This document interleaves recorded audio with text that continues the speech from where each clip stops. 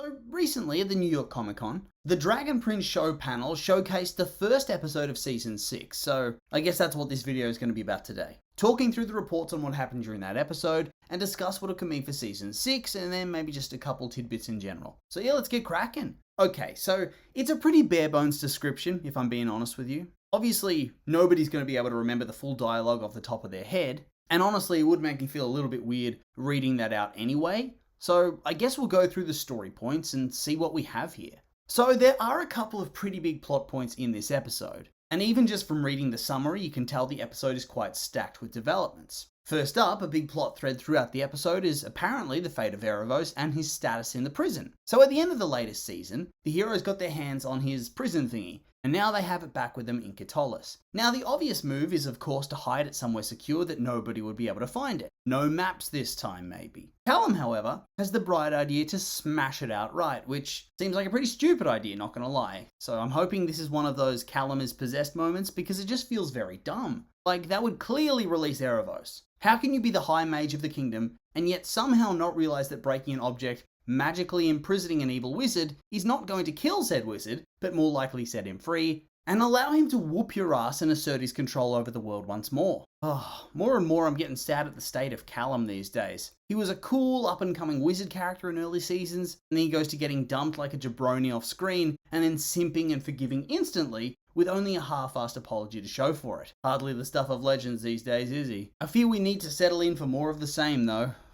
Callum then has one of those spooky Erebos possession dreams. And honestly, this is part of the plot I still don't really understand. How's he getting possessed in the first place again? Has that been explained? Have I just forgotten? Or is this something that hasn't been revealed yet? Because honest to God, I'm quite curious about it. And I'm keen to see where that plot point's going. Like, is he going to free him under possession? Because if Erebos can do that to people, how's it taken him this long to escape? Why is he still struggling? Maybe somebody else actually knows, because I'm drawing a blank. But yeah, if it hasn't been explained, hopefully one day it does. Because I don't think it's a plot thread that you want to keep hanging. But on the other hand, I have seen many shows have these sort of cool mysteries and just never explain any of them. They just have it happen because they thought it was cool and it worked for the script, and then they don't go back to it. Maybe I need to have a little bit more faith, but I don't know if they've earned it at this point. I think from there, Callum makes a super prison for Erebos, and honestly, it's a bit unclear to me from what I'm reading, but I think maybe he has a dream that Erebos has escaped, and so he tries to ensure that it's not going to come true.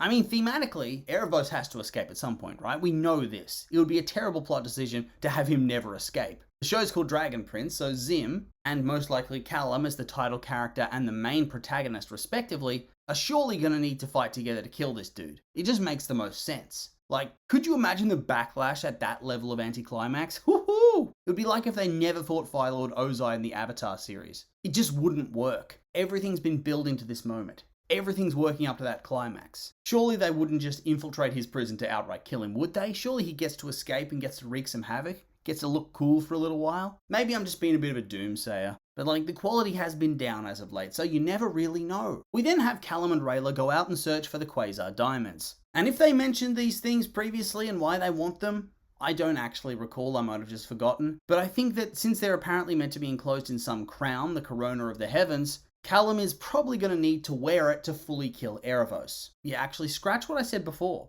The dude is definitely going to escape. Have some faith. And also Callum can use this special star magic to kill him, because I guarantee that's the only type of magic that's going to work. So yeah, Callum and Rayla go off in search of these gems, and apparently Claudia has one now. Not sure when that happened, or if it's even accurate information, but that's what I've read. And so I'm guessing that that's going to be their arc for this season. They'll probably do some Raylum stuff along the way as well. God, I hope they fix that. I see on social media quite a lot of hate for it these days, much more than it used to be, which is depressing. Look how far they've fallen. But like, despite a lot of hate for it these days, there is a 0% chance they call it quits for good. Okay, maybe a 1% chance they call it quits for good, because I don't want to look a fool by saying that it's impossible and then it happens. But I think it's unlikely. I think they're just going to slowly reconnect more and more this season, and the story's going to try to put all the lame, toxic bullshit in the rearview mirror, try to forget any of it ever happened in the first place. Because it was a god tier fail that they had them break up off screen, and everything they've done since then feels like them scrambling to recapture the magic that it had during the early seasons, as they know that they squandered it. It's a bit ridiculous in all honesty. So yeah, just expect some road trip shenanigans whilst over in Katalis, it's all going to hell, and Erebos is probably going to escape for the big twist at the end. And by twist, I definitely don't mean a true twist because everyone's going to be expecting it. Hell, maybe he even gets out halfway through the season. That would be a bit more of a twist. And I mean, isn't there only season 6 and season 7 left? So feels like they do need a little bit more time to get the ball rolling. Then, I think the biggest twist of the episode is actually Claudia straight up abandoning Terry. But he refuses to accept that, he says he still loves her, yada yada yada yada. So they'll be back together at some point, don't you fear. Okay, so I think we're going the Zuko route with this one, rather than the Azula route. Claudia is gonna get her redemption. I feel it. And so now she needs to get forced to hit rock bottom. Just like when Zuko left Iroh behind and had his classic Zuko alone episode. Oh man. Those were the days, I tell you what, that episode slaps. I will admit though, it feels a little bit rushed having it in episode 1. It feels like they probably could have let the tension simmer a little bit more to try to really up the drama and maybe have the breakup in mid-season, because their scenes were pretty good last season. Big improvement over their introduction, so it'd be a shame not to have that, but I think it'll end up being a good thing for the story nonetheless. On top of that, there was discussion that they're probably going to continue the franchise after The Dragon Prince, not necessarily with the same characters, but the same world. So that should be pretty exciting. I do love sequels. And on top of that, I'm expecting this season to release maybe later this year.